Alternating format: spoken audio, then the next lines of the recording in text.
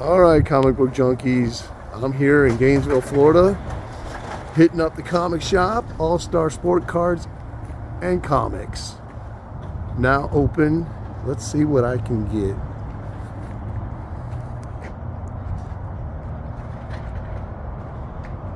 Here we go. Oh yeah, everybody's here already. And it smells amazing in here.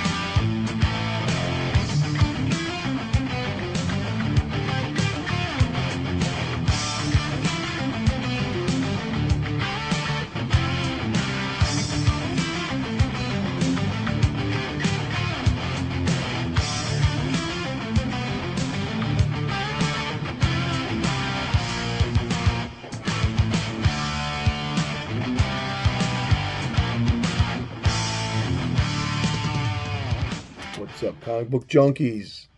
Got another great haul for you. I hope I showed some footage already. If not, I'm not doing my job.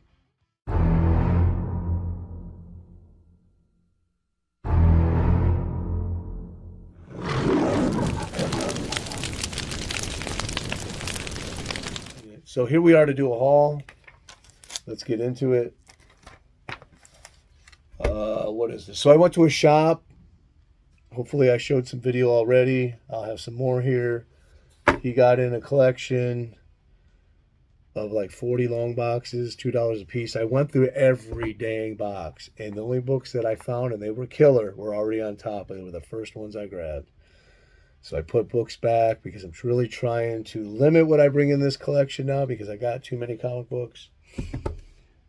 So then I went through the $3 bin. I found another killer key and it's a money book. And the other two were money books. They were worth a lot more than the other books that I picked up. So let's see what I got. So out of the $3 bin, I found this Spooky Town. It's a train cover. So I picked it up for my friend Joe because he loves collecting train covers. And for $3, it is just pretty cool. So I don't even know what year it is. I didn't look it up or nothing like that. I figure out it's a gift. That person can do the work, the research on it. But it's still a nice high-grade copy of that. So that was the first book. Actually, the $2 books are at the end because they're the big books of the haul. I got home and I didn't realize what they were. So I bought some back issue books for regular price. I believe that this one was $10. Now, I usually don't buy these Unknown Worlds, especially when they're not Golden Age. But these things were high grade. I've never seen high grade ones in comic shops before. So that's number 52, December 1965, and I paid $10 for that one. Like I said, I bought this one because it's got a horror element to it, spine tingling. It's got the ghost. So I think for $10. And this is a great shop. All-Star Comics and Sports Cards and Comics in Gainesville, Florida. This is a great shop. Chet is the owner. He's really cool. Been going there for quite a while. Since I discovered it, I've been going at least once a year. Try to go twice. Always walk away with good stuff. Never been disappointed. He's always buying new back stock. He tries to maintain a shop, like a mom and pop shop with raw books. And he does have graded books. At the end of this video, I'll show you the Golden Age books. He's got a lot of them. He just stopped soliciting and buying new comic book, or put new comic books out. He said it's just too much of a hassle. He's had people that just don't pick up their pull list. He said once he stopped selling them, like 2 weeks ago, he had a guy come in like 2 weeks later and looking for his pull list, and he's like, really? He said he was holding that pull list for like 6 months. So don't do that to your owners, to your comic shop owners. Man up. If you know you're not going to pick them up, at least call them and let them know. They can get rid of them. I mean, it's easier for them to sell those books the newer they are. If they just sit there and hold them waiting for you and you never show up, they're going to have a hard time selling them down the line. So if you got a pull list and you can't afford it, be embarrassed, feel guilty, whatever, but at least call the shop and let them know. Okay? They'll be happier to you for that than you'll be unembarrassed. Anyway, so I got this, another high-grade copy. This is number 26, 1963, and this one was $15. Another one it's got a horror element to it. Yeah, it's got the code, and like I said, I usually don't buy these, but it's high grade, and it's got like a horror element to it. ACG had the coolest comic book names, like the series, but they rarely really lived up to them, in my opinion. I mean, comparatively. So I picked up this pretty nice copy, Gil Kane cover. What is this? Number 15, November 64. I didn't put what I paid for this. Oh, did I? I think I paid like $15 or something like that. Now, of course, when I went to the checkout, you handed me books. I tell him these are the ones on the back issue. These are the $2. He had 3. And he did, he knocked like $15 off the whole bill. And he always does that. Sometimes more, sometimes less. It just depends on what you're buying. So the Atom. This is probably the lowest grade book that I picked up in the whole run. I mean, in the whole haul. Showcase Presents, number 48, The Metal Man. I think this is their 3rd appearance. To me, not one of the most dynamic covers, but I love the Metal Men. I think they're so cool. Go read about their history. The showcase, they had already a title story, but they wasn't going to make deadline. I don't remember who the creators were, but DC asked them to go home over the weekend and create a whole new team, and a whole new story for the next issue, and they did it. And Metalman's part of Americana ever since. Did I say 48? Number 40. Paid $25 for that. 1962. Supposedly it's the 2nd appearance of Chemo. I was telling my friend on the phone, I was like, you won't believe it. I just picked up this big key. It's the 2nd appearance of Chemo. And he's like, who the hell's Chemo? This one was nice. I like these Rogue Villain covers, especially even in Flash. And a great cover with Captain Cold and Heatwave.